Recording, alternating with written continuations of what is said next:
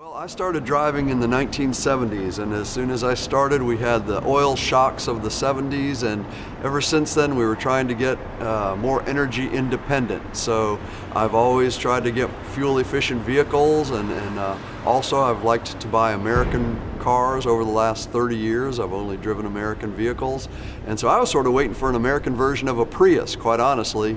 And when I heard about the Chevy Volt, I went, wow, they leapfrogged over the Prius. The Prius is simply a very fuel-efficient gas-burning car, where the Volt is capable of running on no gasoline, electricity only. And I've had it for now 6 years. I got it about a year after they went on the market, and we'll never get a vehicle without a plug again. When I first drove it on the highway, when I had it, it was brand new.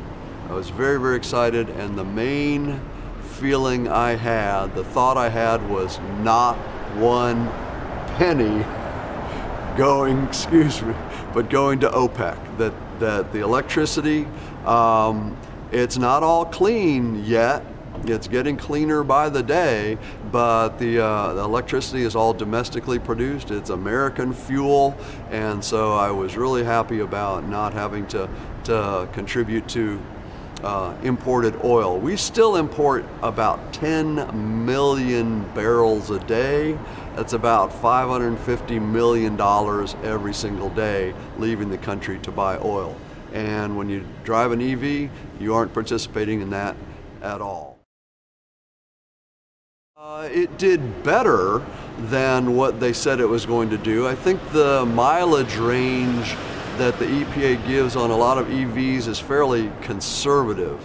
And this one was the first Volt. They've improved tremendously since then, but they said 35 miles of electric range is what the car would get. I've gotten 45 just about.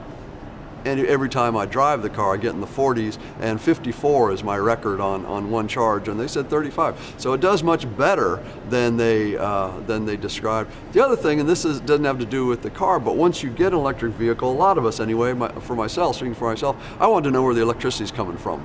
And I found that Virginia is much less coal than I had thought. I thought this is a coal state. Well, in fact, we're below the national average in terms of our grid, and so it's only about 25% and dropping drastically. Over the last 10 years, it's pretty much cut in half. So I pay more attention to where electricity is coming from. As I said, now I have solar panels, so that's where mine comes from, but I still, for EVs overall, for people driving electrics, I want their fuel to be as clean as possible, and it's getting better all the time.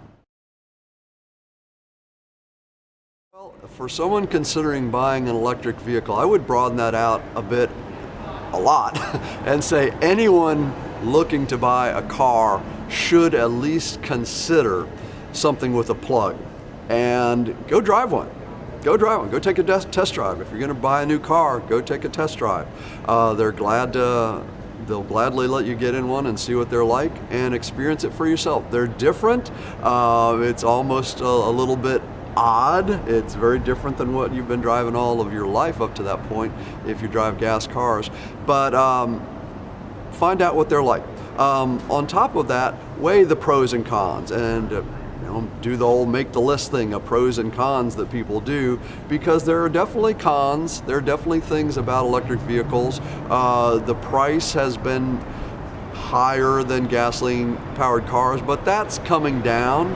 The range is an issue, how far they can go. Well, most people that get electrics, their range anxiety turns into range awareness, and they figure out what the car can do, and they just accommodate that.